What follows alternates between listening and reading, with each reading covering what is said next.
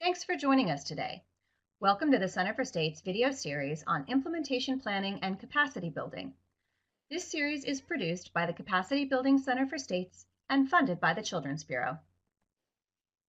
The Implementation Planning and Capacity Building Brief is intended to help child welfare agency leaders, managers, and stakeholders take a structured approach to planning the implementation of an activity, program, or intervention to address a problem or need, and consider strategies to building agency capacity to implement it.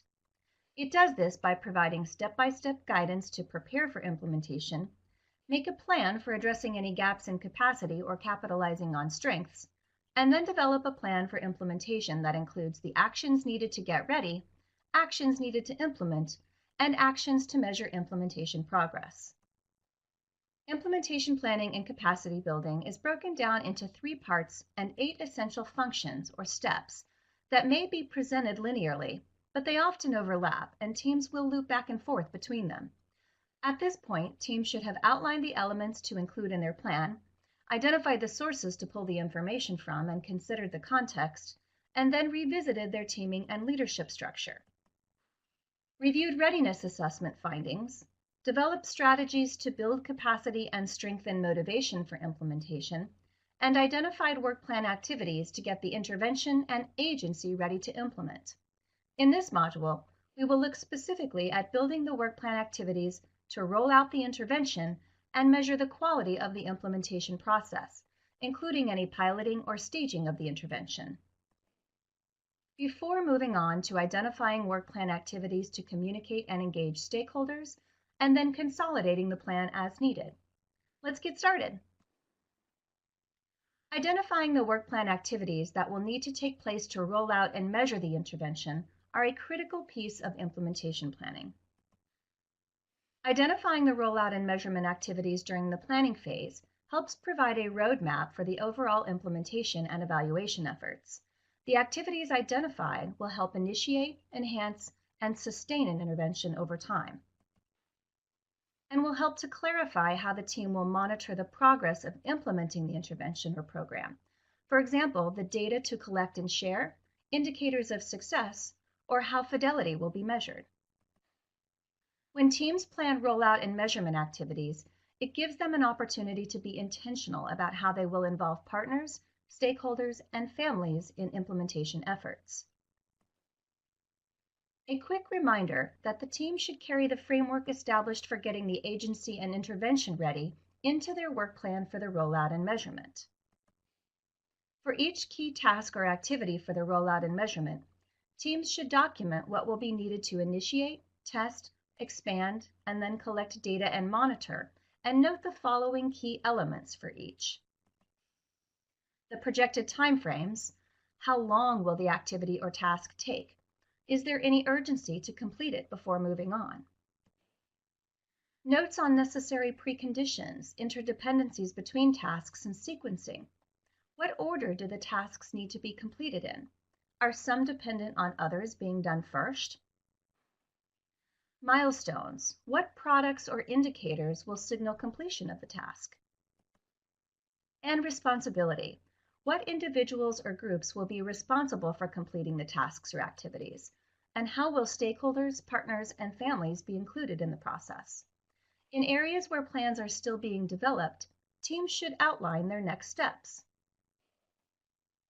As teams begin identifying activities to roll out and measure implementation efforts, they should consider the purpose of the intervention and key activities, strategies, and plans in the following areas: site selection and preparation, initiation of service delivery, including the processes for referrals of the target population to receive services, the rollout of new practices, and coordination of services. Ongoing training, coaching, and staff feedback and development. And fidelity and quality assurance processes. It's important to note that the purpose of the intervention might influence the key areas of activities that are identified. For example, a practice model for an in-home service might require more activities in initiation of service delivery and processes than implementation of new data collection systems.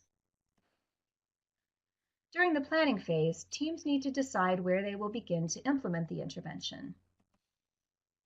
For example, will they start delivering services in one or a few selected sites? Will they stage and roll out implementation by regions, or will they launch statewide? Teams need to take into account a variety of factors when deciding which path to take, including the purpose of implementation, whether there are any related mandates and timeframes, and the agency capacity to implement each option.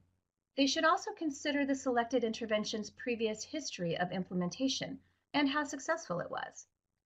Teams should think about whether it is feasible to test and make improvements to the intervention prior to full-scale implementation using one of the following approaches.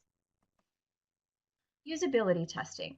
It helps teams try out critical components of the intervention and quickly assess their functionality. It may be particularly helpful to test tools, forms, and processes that are being used or adapted for the first time, and then refine them as needed. And pilot testing, which is a trial run that involves implementing the intervention on a small scale in a selected area or with a portion of the target population. A pilot test provides a valuable opportunity to see if implementation works, identify and fix potential problems, and adapt the implementation plan or intervention as needed. These approaches and related considerations are discussed in more detail in the set of materials on change in implementation in practice, intervention testing, piloting, and staging. As part of implementation planning, teams should also identify necessary activities and processes related to the following. Collecting data to monitor fidelity. Is the intervention being delivered as intended? Identifying and tracking indicators of short and long-term success. Planning for evaluation of outcomes. Planning for sustainability, and considering how data collected will be shared and who it will be shared with. At this stage of developing the implementation plan, teams may not have finalized plans for evaluation and sustainability, but they can outline key tasks and timelines for developing those plans. What is critical is that strategies to monitor and evaluate implementation are planned and intentional, and not an add-on once the remainder of the plan is developed.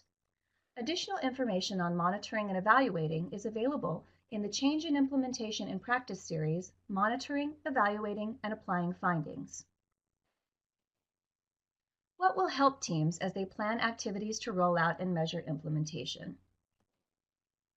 Think critically about what components may be needed to test and adapt before a large-scale rollout of the intervention, and plan for activities accordingly.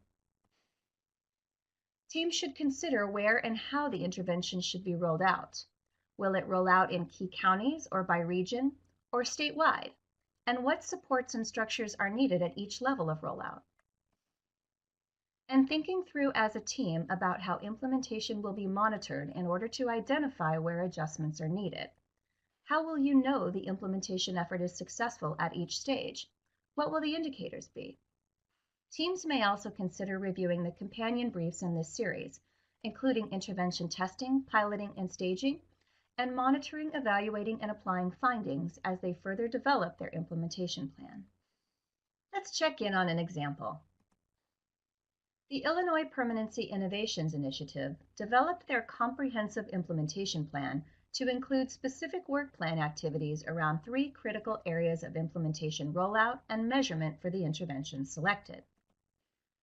Their plans for initiation and implementation included an analysis of capacity, how the intervention would align with existing interventions already in place, a teaming structure and communication plan, as well as identified risks and challenges. Their plans for quality improvement, performance assessment, and usability testing included training, coaching, and monitoring of fidelity measures that included feedback loops from key stakeholders, a plan for usability testing for key components, and how they plan to build sustainability over time. They also outlined activities for anticipated barriers and strategies that they would use to minimize risk. They included steps to improve participation and engagement if needed, and how they would address refusal of services, as well as steps to handle staff turnover, challenges with geography, supervision issues, and potential data collection challenges. It sounds like the team is thinking critically about the activities that will support implementation in key areas, about how they will test and roll out the intervention, and how they will collect data and monitor progress of implementation. Let's take a moment to check in on what you've learned about identifying work plan activities to roll out the intervention and measure implementation progress. Why do teams identify work plan activities to roll out the intervention and measure implementation progress?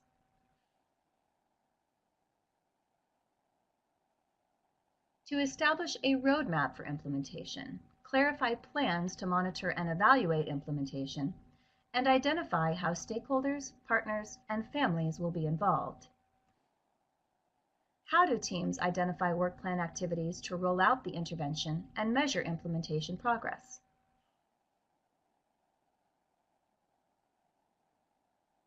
Use the established framework, consider the purpose and key areas, decide on any elements of testing, piloting, or staging, and activities to collect data, monitor progress, and evaluate efforts. What can help teams identify work plan activities to roll out the intervention and measure implementation progress?